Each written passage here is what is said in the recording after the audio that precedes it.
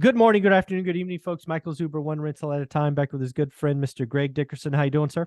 Doing great, Michael. Good to see you. Nice to see you as well. So one of the things that Olivia and I did here on our recent vacation, besides seeing friends and having some great food and all of that stuff, is we went and saw a lot of open houses.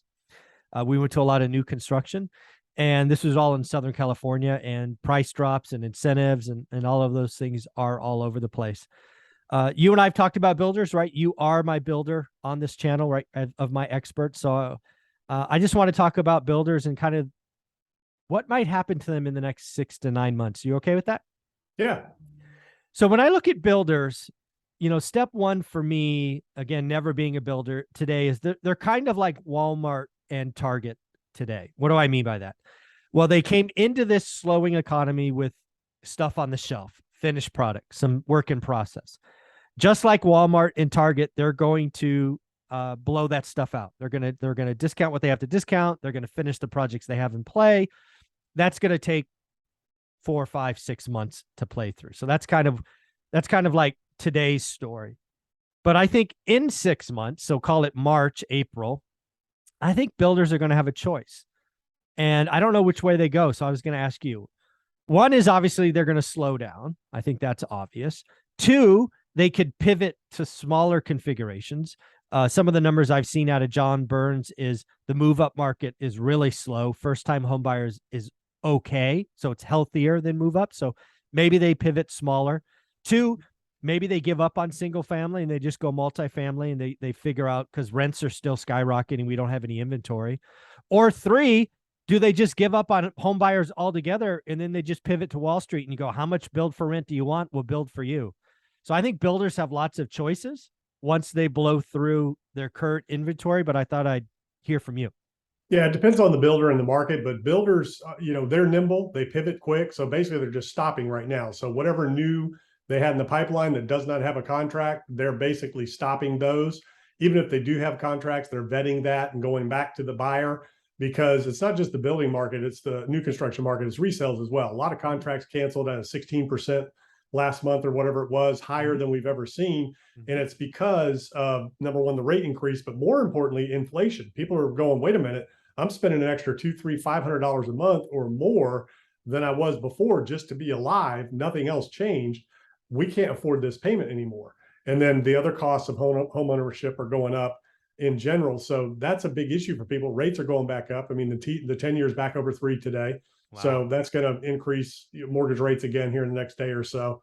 So, that's what's happening. But builders are nimble. They're going to slow down. They're going to pace themselves. Not every market's the same. Some markets are still red hot, stuff selling at just stupid numbers. I'm watching a couple of markets that I'm active in and I do things in, and some things are still selling for prices that just don't make any sense. Yeah. I don't get it. Of course there's lack of inventory and there's not a lot of, some of these markets are pretty small that I'm messing around in, but it's really interesting. But the bigger builders, they're just going to stop, slow down, lay off. They're going to cut back. They're going to pare. They understand what they need to do. They've been through it before, a lot of them. Some of the newer builders are trying to figure it out as they go, little niche builders. And I'm coaching and mentor a couple of builders in different areas of the country. And we're having these conversations. What do we do? How do we pivot? And what I'm telling them is you need multiple exits. You need, like you were just talking about, number one, build to sell, contract if you can have it, put the risk on the buyer, let them get the loan and all that. So it's a custom project versus you borrowing the money, doing all that, taking the risk, and the buyer falls out at the back end. If you got them up front, they're supplying the loan, that takes the risk off the builder. Some builders can't use that model. Smaller infill builders can. And then ultimately you look at, well, can I rent long-term? Can I rent short-term? Can I do executive rentals? What are my 3 rent options?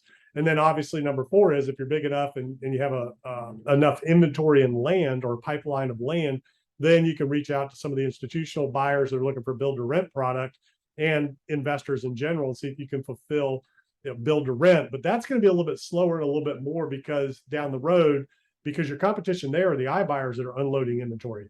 So there's a little bit of competition in the build new home or single family rent, not build to rent, but single family rentals at scale, especially in Arizona and some of those areas where I think it's Open Door has a ton of inventory. I think Zillow still has some that they're trying to unload. Yeah, I think Open Door. Wall Street, a lot of the Wall Street right now, buyers are kind of pulling back because of what's going on. They're not sure. they can get the rents that they need to get in a lot of these markets. They're not sure what the costs are going to be, things like that. So everybody's kind of in a wait and see mode right now. Yeah, I think that's exactly.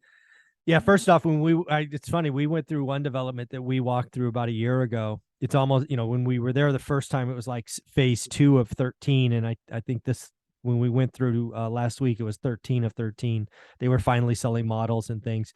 And man, they were down almost 10% plus offering incentives. And, What does that 10% represent? Was that a about bump 100 from the last time, where it was exponentially higher? I could only go from memory. So my memory says about a year ago they were asking about 880, 875, 880. They now were asked. Well, it was off of $1 million. So again, as phases go, they raised prices. Makes sense. But yeah, they were trying to blow out the last 3 or 4 models. And they made it pretty clear that they were willing to get aggressive. Yeah, and it's interesting. It's all about interest rates. You and I were talking about that for years, and a lot of people were like, that doesn't make a difference. It sure does. It sure does. I mean, it's just affordability. People are buying payments just like they are when they buy cars, and there's only so much people can do. And you had Logan on your channel, and his argument is it's all about inventory.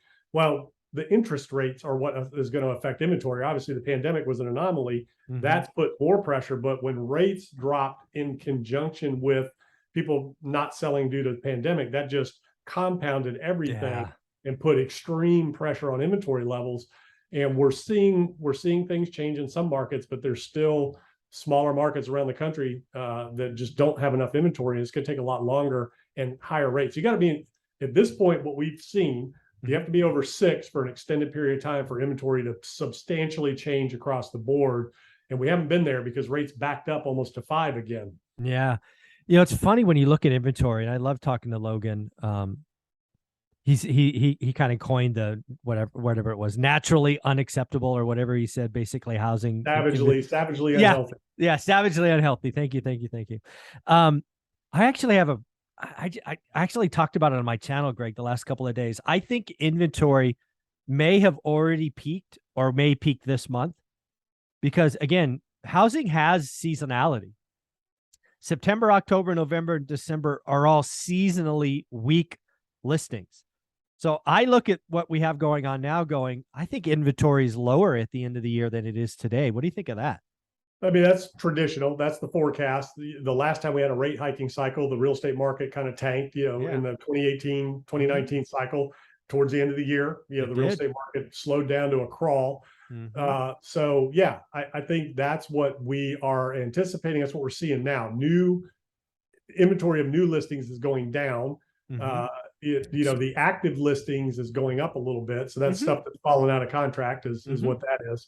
And so, yeah, I mean, it's very unique times. It's really interesting. And again, when you look at, there's charts out there, when you look at the mortgages that were originated over the last 3 to 5 years and the interest rates that they were originated at, it's unbelievable. And, they're healthy loans with good down payments, with qualified real equity. borrowers. Yeah.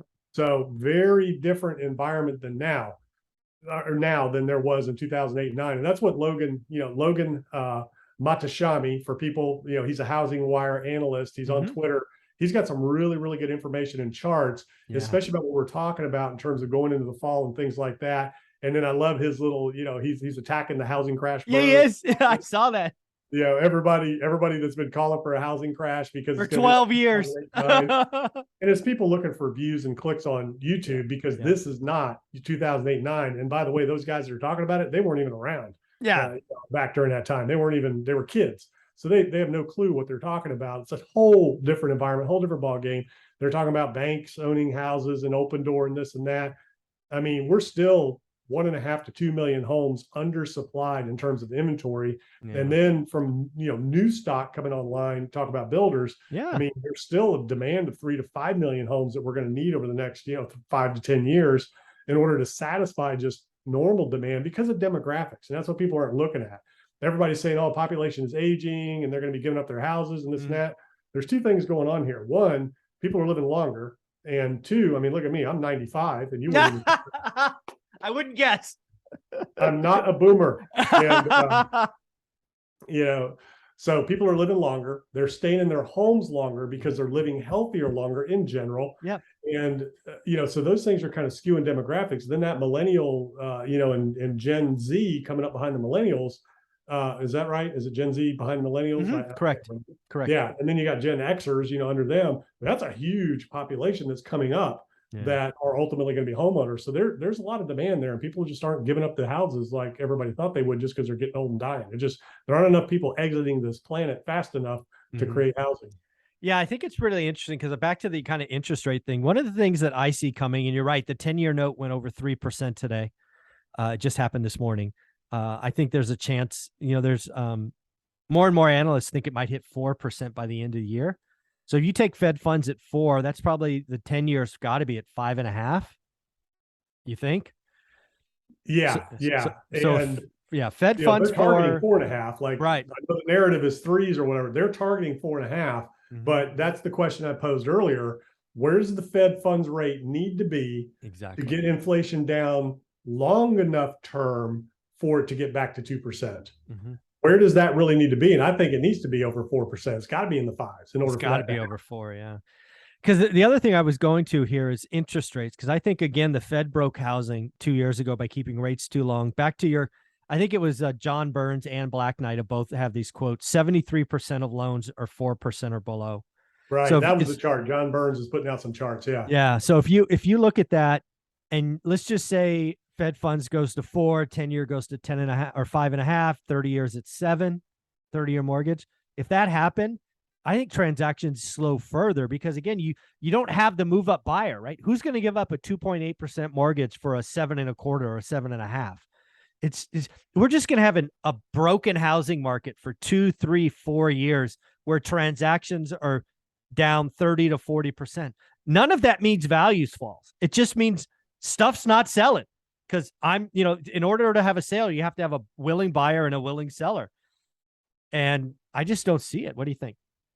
Yeah, I mean, that's the thing. You need motivated sellers. You need people that need to sell for whatever reason. Like we just said, you need waves of them, not just one. You need wave after wave. Yeah. You need 1.5 to 2 million. I mean, we're still well below where inventory levels need to be to fundamentally change the housing market where it's at. But again, interest rates will do that. So once interest rates get high enough, there'll be so little demand across the board that will fundamentally affect and change things where inventory levels can start building and get back to a normal housing market again. But yeah, it's going to take time. Way too long. Yeah, totally agree.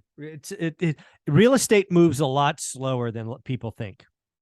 Yeah, and it's been great. So don't get me wrong. As a real estate investor, building been wonderful. I mean, it's been a great bull market, but from an affordability standpoint, you're pricing people out of the market. That's not healthy. The other thing that a lot of people aren't thinking about is the recessionary contributions that a housing recession is going to cause. Because you're talking about mortgage people that are out of business first, home builders going out of business and closing and laying off, realtors, and just all of the ancillary business and economic activity that's generated around the housing market. And there's two things that always precede big recessions: housing market and consumer credit. Consumer credit's automobiles. We got big problems in the auto loan market right now. Yeah, we do.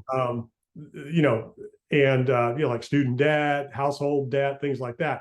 Those are not looking good. Cars, the consumer debt, that's way bad right now. Housing's right behind us. So those are the two things that always precede recessions in history that have never been wrong in time. And those create residual effects in the economy that really contribute towards a recession that we're not seeing it yet at scale because it hasn't been enough time yet.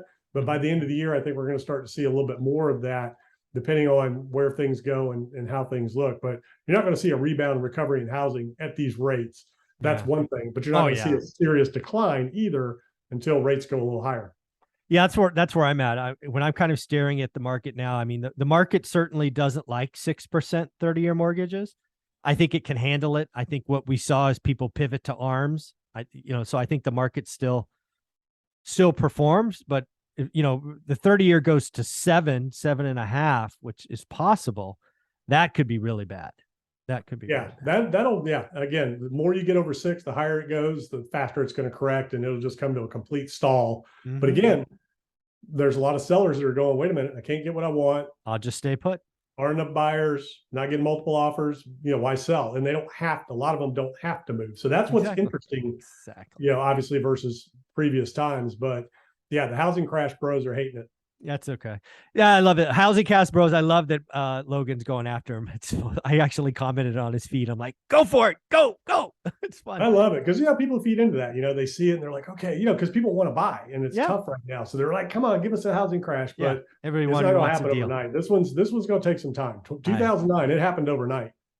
Yeah, totally agree. I mean, it seems like overnight. It was months, but it seemed like. And it was at least in my market, it was a long 5-year journey. Yeah. Yeah, it was. But the initial shock and the banks collapsing and liquidity drying up. Oh, it was overnight. Because I was a buyer. I looked at my market every day, and I remember going, something just changed. It was obvious. So, Greg, where can people find you? Yep, GregDickerson.com. Awesome, buddy. Thanks.